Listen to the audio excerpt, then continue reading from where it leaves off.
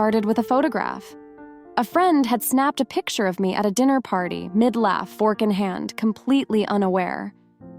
When she sent it to me the next day, my stomach sank. My first instinct? Critique. I zoomed in on my arms, the lines around my eyes, the way my shirt clung in a place I wish it hadn't. I almost deleted it. But something made me pause. Because beneath the flaws I thought I saw, there was something else. Something real. I looked happy. I looked alive. I looked like someone I used to know, before I started picking myself apart, before I became so focused on being likable or impressive or put together. That photo held up a mirror I wasn't expecting. And what I saw was this. Somewhere along the way, I had started confusing attractiveness with appearance. As you listen to my story, you'll see images of everyday things worn, weathered or broken that still carry beauty in their imperfections. They remind us that worth isn't found in perfection, but in the quiet resilience, softness, and honesty of real life. I thought if I just wore the right thing or lost a little weight or kept my hair done just so, I'd feel confident. But I didn't. And that's when it hit me. The things that were making me feel unattractive had nothing to do with how I looked. They had everything to do with how I was treating myself, the way I spoke to myself, the way I shrank in conversations, the way I smiled when I wanted to speak up, the way I said yes when I meant no. I started noticing these quiet habits, tiny choices that were dimming my light. And the more I talked to other women, the more I realized we're all doing it. Not because we're weak, but because we've been taught to be palatable, to take up less space, to always be agreeable.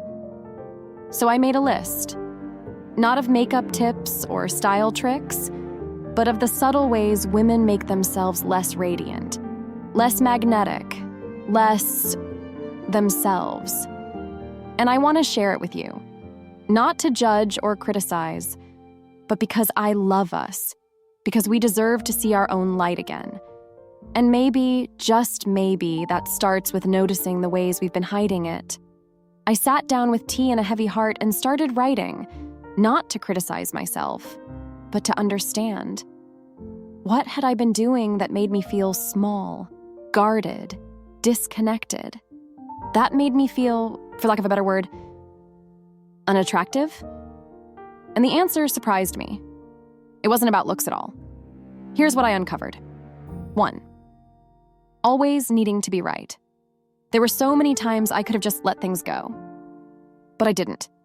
I had to correct, clarify, explain myself again, just to prove I was right. And the truth is, even when I won the argument, I lost something more important. Connection.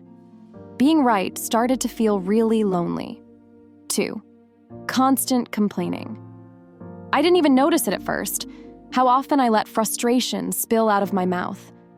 About the weather, my aches, the cost of everything. It was like my words had formed a cloud I was carrying around with me. The people around me felt it too. You could see their energy drop. Eventually, I realized that negativity doesn't just push people away, it drags me down with it. 3. Playing the victim. There were moments I truly felt stuck or mistreated, but somewhere along the way I started telling that story too often. It became my identity. Everything happened to me. And even when I had power to change things, I didn't see it anymore. It's hard to feel attractive when you're always living in a place of helplessness. 4. Trying to impress instead of connect. I used to think if I just said the right thing, looked the right way, told the right story, people would be drawn to me. But all it did was build walls. I was performing, not sharing. It's exhausting to wear a mask every day. I started craving real connection more than admiration, and that changed everything. 5. Gossiping. This one stung a little because I thought I was just venting or sharing, But deep down, I knew. If I talked about others behind their backs, what did that say about me? I realized people felt less safe around me, and I felt smaller afterward, too. Now I try to lift up the conversation or say nothing at all. 6. Over-explaining. I used to explain myself into circles, every decision, every emotion, every boundary. I felt I had to justify it all. Like my no wasn't enough unless it came with a PowerPoint presentation. But the more I explained, the less I believed in my own authority. I was handing people my confidence on a platter and asking them if it was okay. Now I remind myself, short answers are still answers, and I don't owe everyone a full report. 7. Seeking approval like it's oxygen. There were times when one compliment could lift me for hours, and one disapproving look could ruin my whole week. I didn't realize how much I shaped my words, my outfit, even my laughter around what I thought would make people like me. But chasing approval is a moving target, and I was exhausting myself trying to catch it. What I needed wasn't their permission to feel good. It was my own. Learning to approve of myself has been the most freeing thing I've ever done. 8. Deflecting compliments. Someone would say, "You look lovely today," and I'd respond with, "Oh no, I'm a mess. Look at my hair." I thought I was being humble, maybe even relatable. But all I was really doing was rejecting kindness. I wouldn't do that to a friend, so why was I doing it to myself? These days, I try to smile, look them in the eye, and say, "Thank you," because I am learning to receive. 9. Being emotionally unavailable.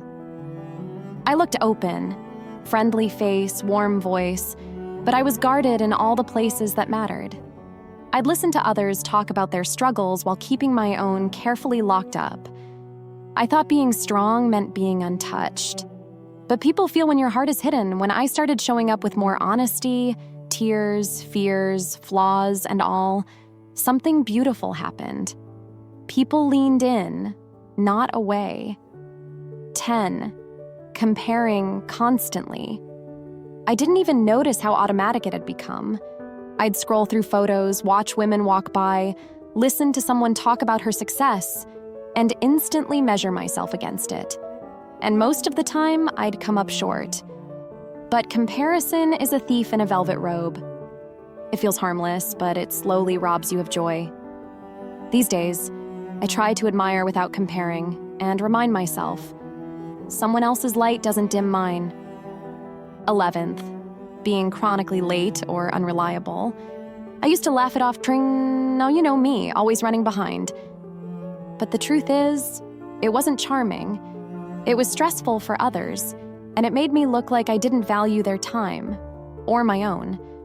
I didn't realize how much consistency builds trust and how attractive it is to be someone others can count on. Now, even when life gets chaotic, I try to show up when I say I will, because reliability feels like love in motion. 12. Making every conversation about you. I used to think sharing my own story was how I connected. Someone would mention their struggle, and I'd jump in with mine, thinking I was being relatable. But over time, I realized I was often redirecting the spotlight instead of holding space. There's something magnetic about a good listener, someone who leans in, not forward. I'm learning to ask more questions, pause longer, and really see the woman in front of me. 13. Trying to fix everyone. I had advice for everything: relationships, parenting, dinner choices. I thought I was being helpful, nurturing even. But unsolicited advice often feels like judgment in disguise. I've come to see that people want empathy more than solutions. These days, I offer presence instead of prescriptions, because holding someone's hand is often better than handing them a plan. 14. Over-curating your life. For a while, I worked so hard to make everything look just right. The house, the feed, the clothes. I wanted it all to feel peaceful and beautiful, and it did. from a distance. But up close, it started to feel brittle, performative, hollow. Perfection is a mask, and it's hard to breathe behind it. Now I find beauty in the blur, the mess, the crumbs on the counter, because that's where real life lives. 15. Never laughing at yourself.